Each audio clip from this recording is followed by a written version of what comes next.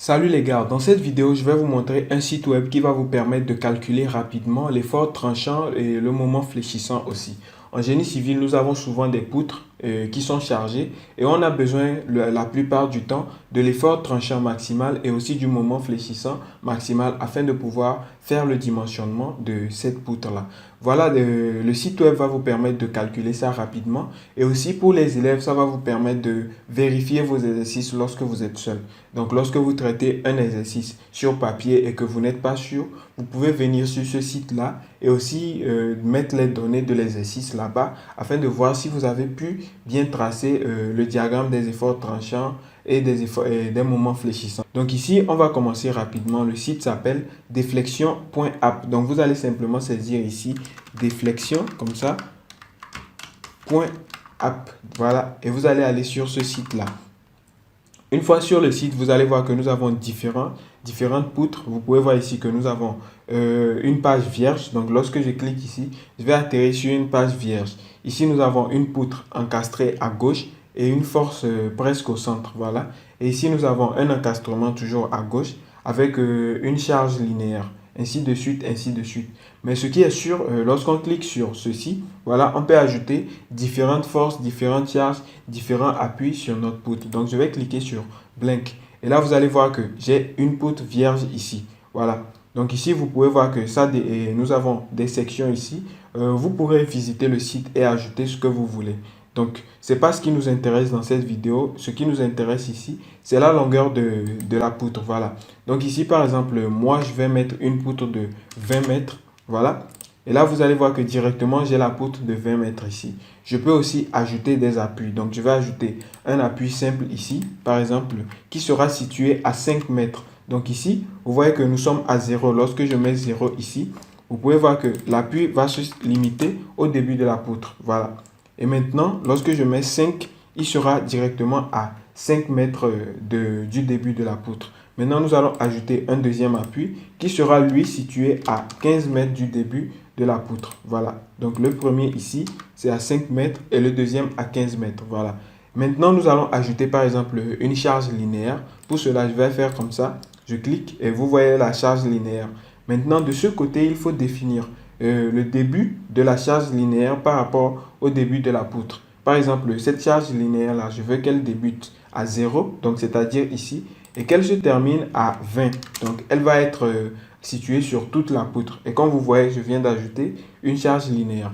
Nous allons ajouter une deuxième charge linéaire qui sera entre les deux appuis, c'est-à-dire de 5 mètres à 15 mètres. Donc, pour cela, je reviens encore en haut et je clique, voilà, pour ajouter cette nouvelle charge linéaire-là. Cette fois-ci, je vais préciser le début ici à 5 mètres et la fin à 15 mètres. Et là, directement, vous pouvez voir que nous avons une charge qui a été ajoutée ici. Mais elle est confondue à l'autre. Donc, vous ne pouvez pas la voir totalement. Maintenant, on va préciser aussi l'effort, en fait, la quantité de charge qui est appliquée. Comme vous le voyez ici, nous avons les efforts que nous pouvons mettre. Ici, c'est un newton point mètre. Sinon, vous pouvez convertir votre exercice.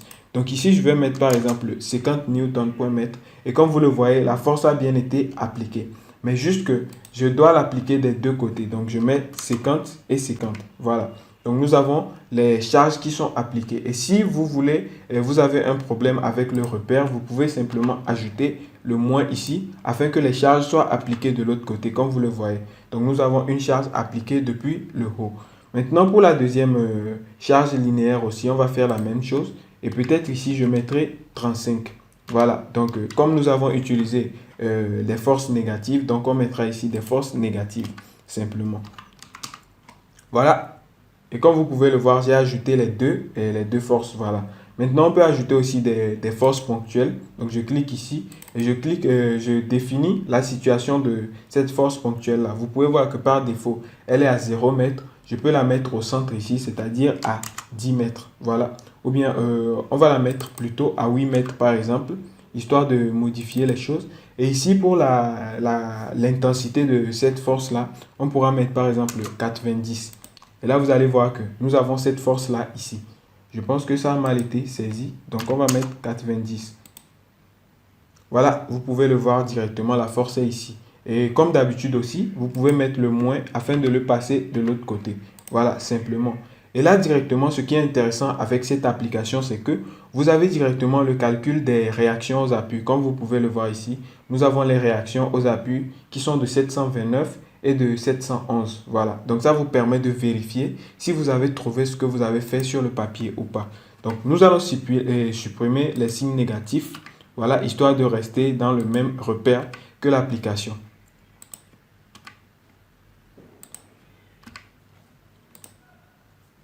Voilà, donc vous pouvez voir ici que nous avons les réactions aux appuis de 737 et de 713. Ensuite, ce qui est intéressant en bas ici, comme vous pouvez le voir, c'est les schémas. Voilà, les diagrammes de l'effort tranchant et du moment fléchissant. Donc ici, vous avez les diagrammes, les différents diagrammes de l'effort tranchant.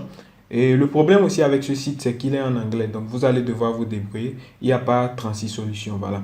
Donc en bas aussi, nous avons le moment. Voilà. Vous pouvez voir les différents pics de moment et vous pouvez en déduire rapidement le moment fléchissant maximal. Donc, il y a d'autres diagrammes aussi ici en bas que vous pouvez voir. Et comme vous pouvez voir, l'application est aussi disponible sur App Store, Play Store et Mac, etc. Différents types de systèmes d'exploitation. Donc, c'est ce que je voulais vous montrer dans cette vidéo. Vous pouvez voir que ça va beaucoup vous servir. Si cette vidéo vous a intéressé, les gars, abonnez-vous, partagez la vidéo et nous on se retrouve dans une prochaine vidéo pour parler d'autres choses. Ciao, ciao mes ingénieurs.